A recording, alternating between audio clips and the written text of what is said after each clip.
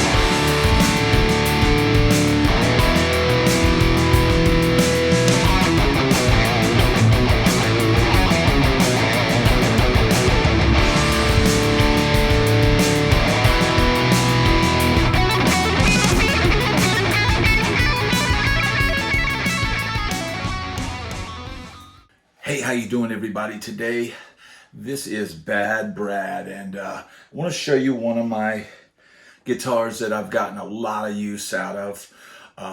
This guitar is a Gibson Les Paul traditional. It's not a standard. This is a 2012 guitar that I ordered, I believe, from Musician's Friend. And they were blowing these out at one point in time, and I think I might have gotten this for $15.99. And I said when I ordered it, I said, you know what? If it comes with a crappy top, I'm sending it back. Now, if you look at this top, it's not a perfect top, but it is very three-dimensional. And this was not like a AAA or anything like that. This is just how it came. Now, you know, if you're going to get a Gibson now that looks like this, you know, you've got to go through a lot of different ones to try to find one. And for me, I didn't even try this guitar before I bought it. It was just, you know, Musician's Friend, deal of the day, or stupid deal of the day, or whatever. And I took a chance. And obviously, when it came, it didn't have this zebra humbucker in it. I put a bare knuckles Abraxas in it just to just to kind of put my own spin on it. And I, wanted to try the bare knuckles pickup out. It's very path-like. I don't really think it's anything particularly special, but I do like it, and it's stayed in there. And the only thing that I've done recently to this, I would say probably about a year or so ago, is I had the 50s wiring put in. And, a lot of people, when you use this neck pickup, it tends to be like overly bassy and dark, which works well for, say a jazz tone, but it lacks some of that clarity if you're playing chords and you're doing R&B, or you're playing anything where you've got to have clean tone, or even that bluesy kind of overdriven neck tone. It just was too dark normally. So I find that the 50s wiring is definitely something you should check out if you want to get more clarity out of your neck pickup. I recommend it highly. This is the stock pickup. I think it's a 57. I'm not sure. But it instantly made it so it had plenty of clarity, and I would have no problem, playing this with a clean tone in the neck and something other than, jazz. My thing with this guitar, and talking about Gibson now, is, they're very expensive. The prices keep going up, and if you want something with a top, like this, you're going to pay a premium price. And, the one thing comparing Gibson to PRS, it seems like PRS does a better job at sourcing their wood and being very selective about what they use, and coming out with, their guitars, especially in their core line. The tops are just beautiful. You don't even have to get a 10 top to have something that's just gorgeous. Now, this was kind of a fluke that I got this one with this, nice top. And, it's really, what I wanted. And when I got this, it's like, oh, that top looks great. I'm keeping it. And this guitar was used a lot on the road. You'll see on my wall, a lot of times you see this Eric Church poster, and that is from a Canadian tour where Cole Ford opened up for Eric Church all through Canada in the middle of the winter. I think it started in January. And I remember Jeff Cease, who plays with Eric Church. He's the guitar player. He was once in the Black Crowes. And I was like really excited to see him, and meet him. And it heard so much about him. And I remember going up to him at like the first show, or after, backstage or something, and saying, oh man, I'm so excited. And he's like, I just want to be home. It's like those guys have probably been grinding so hard. And it was crazy to think that, in the middle of winter, we were going to the coldest spot in North America, minus Alaska. And, I eventually got to hang with Jeff a little bit, and that was a great tour, and a lot of fun. And we didn't hit as much snow and, freezing weather as possible. When we joined the tour, the promoter bought us all these like parkas, and it said Eric Church and all this kind of stuff on it. And, I started looking at the locals because I didn't want to stand out. And I saw the locals were just wearing light jackets and jeans. And so I eventually just left the parka on the bus, and, it's kind of just went with it, with the locals. And, but the thing is with this guitar, and I use this on a Cole Ford song called The High Life. Now, if you see in the video, I'm playing a GJ2, Grover Jackson 2, but in the actual studio, when I was tracking the solo and the outro and all the little, parts that I did on that, and that was all on this guitar with this Abraxas pickup. And, I've had a few Les Pauls over the years, but, Gibson has always kind of placed themselves, very expensive for, a working musician, and especially for something that, I don't tend to go out the door with this if I'm playing a gig, unless I know we're doing something that's just, oh, I gotta have the Les Paul for this. But, you know, they're so expensive, and, you know, they definitely have their quirks. You have to be careful with the neck. You know, you don't want the neck to snap off, and that would be really bad. And they're not as sturdy.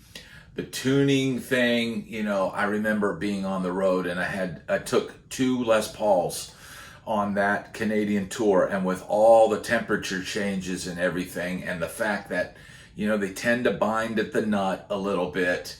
And, you know, I remember just feeling like between songs, I was just constantly foot down, you know, on the tuning pedal, and just constantly tuning between songs. So when I started the next song, I would be in tune.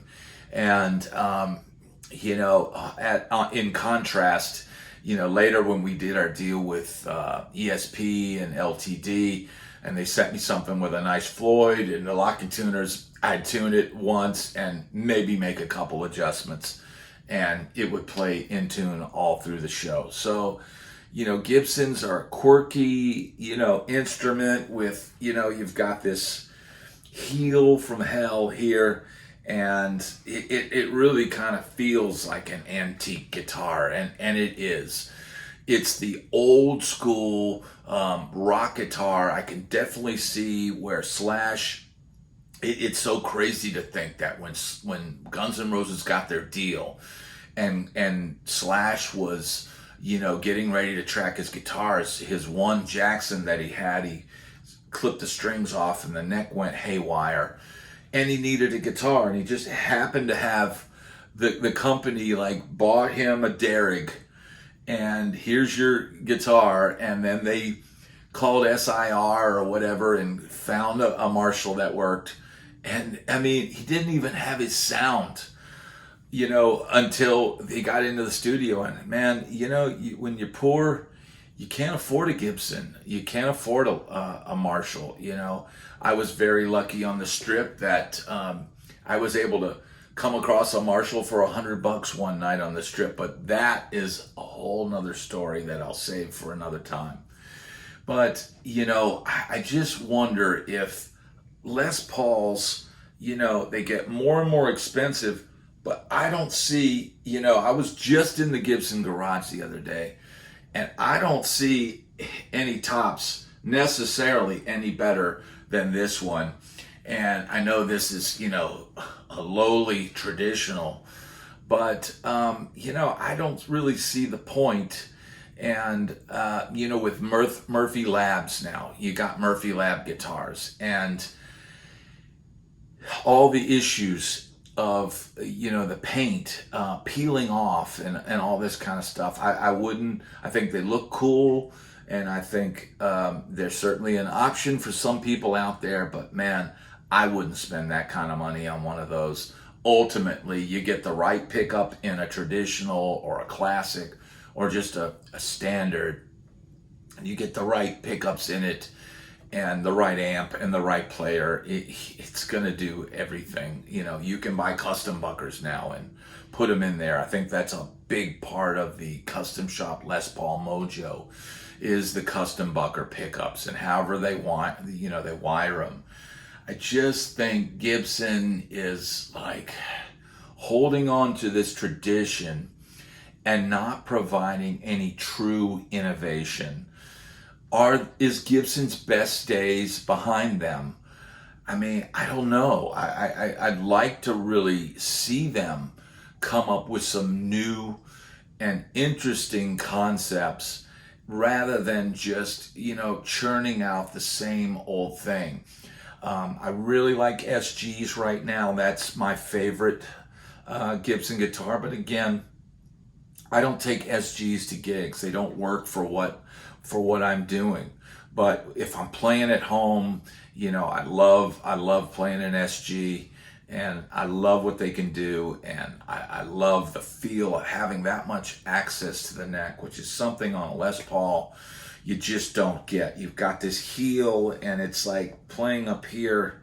It's not really designed perfectly for that. I mean, I'm feeling it right now, just dig into the side of my hand, just trying to access these upper frets.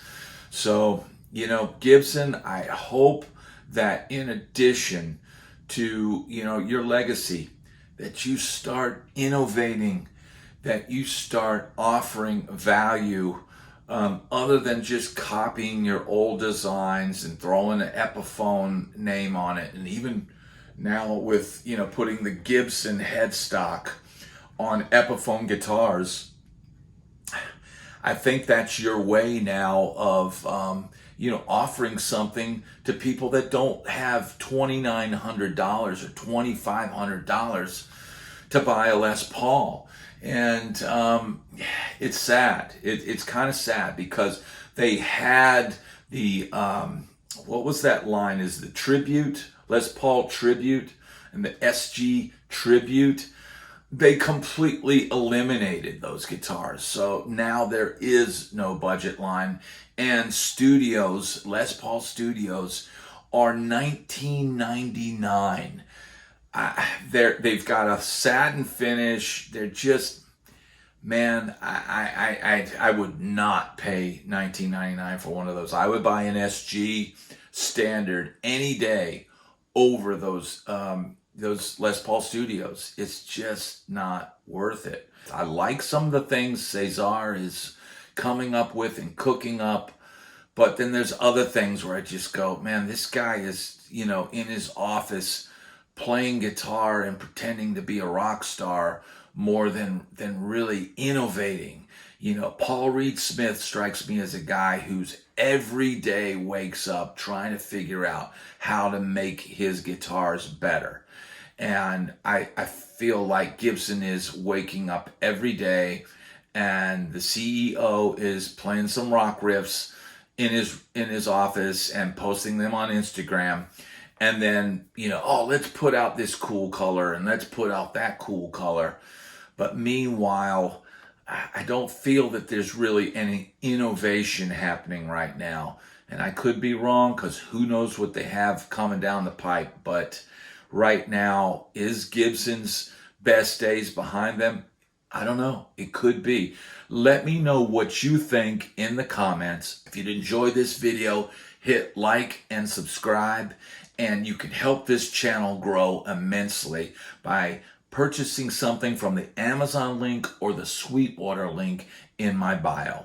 Thanks so much for watching this video, and I'll see you on the next one.